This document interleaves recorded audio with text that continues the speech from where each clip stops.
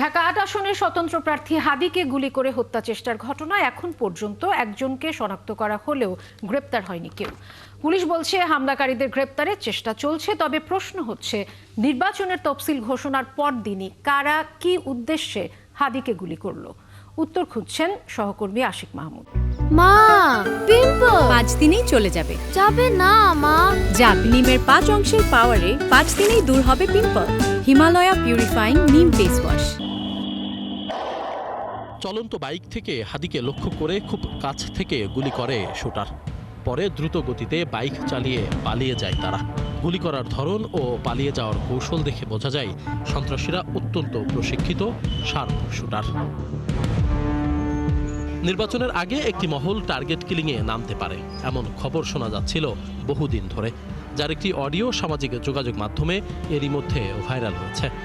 যেহেতু licence already পেয়ে গেছি, মানে প্রধানমন্ত্রী লাইসেন্স নিয়ে নিয়েছেন, আমি 11 তারিখ থেকে আমাদের ওয়েল ট্রেন যে টিম আমাদের কেজিবি, আমি নাম সহ বলে দিয়েছি, সেটি অ্যাক্টিভ হবে।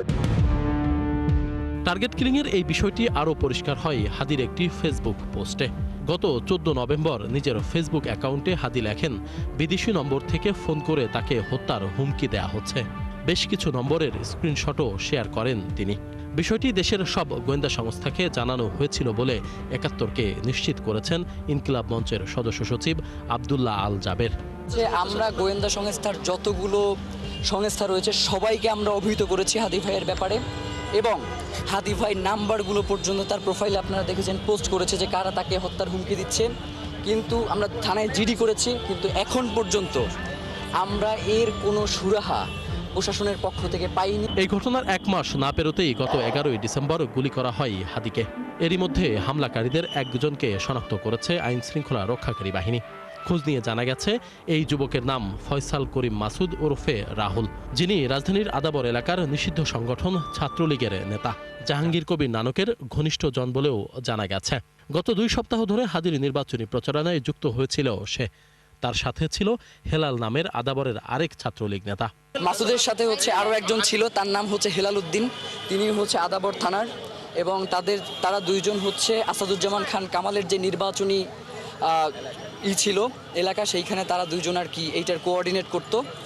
তো যার কারণে এবং দুদকের সামনে তাদের সাথে দেখা হয়েছিল। ইনকিলাব মঞ্চের এই নেতার কথার সত্যতাও মিলেছে কয়েকটি সিসি ক্যামেরার ফুটেজে, যেখানে দেখা গেছে বেশ কিছু জায়গায় হাদির পাশে বসে আছে সন্দেহভাজন এই যুবক। ইনকিলাব মঞ্চের নেতারা বলছে ভারতে বসে হাদিকে হত্যার পরিকল্পনা করেছে আওয়ামী লীগ। হাদি তাদের টার্গেট কিলিংয়ের শিকার। তার অবস্থান যারা দীর্ঘ 17 বছর গুম খুন হত্যা করেছে তাদের বিরুদ্ধে, তার অবস্থান বাংলাদেশকে যারা ভারতীয় আধিপত্যবাদ দিয়ে পুরো বাংলাদেশের সার্বভৌমত্বকে দখল করে নিয়েছে তাদের বিরুদ্ধে। সুতরাং সেই ক্ষেত্রে আসলে আমাদের রাগঢাক রেখে বলবার কিছু নাই। আমরা এটা অত্যন্ত আশঙ্কার সাথেই মনে করছি যে এর পিছনে ভারত এবং আওয়ামী লীগ এর সঙ্গে জড়িত থাকতে পারে। হাদিকে গুলি করে হত্যার ঘটনায় এখন পর্যন্ত থানায় কোনো মামলা হয়নি, তবে ডিএমপি কমিশনার জানিয়েছেন হামলায় জড়িতদের শনাক্ত করা হয়েছে। আমরা প্রাইম টার্গেটকে খুঁজতেছি এবং আপনারা বাই দিস টাইম নামও জেনে গেছেন, আমরা মিডিয়াতেও দিয়ে দিছি, প্রাইম টার্গেটকে খুঁজতেছি। এখনো 24 ঘন্টা পার হয় নাই, হোপফুলি আমরা এটা হিট করতে পারবো। জাতীয় নির্বাচনের এমপি প্রার্থীদের নিরাপত্তার বিষয়ে ব্যবস্থা নেওয়া হচ্ছে বলেও জানান ডিএমপি কমিশনার। তাদের নিরাপত্তার ব্যাপারে ব্যবস্থা নিচ্ছে। আশিক মাহমুদ, ৭১, ঢাকা।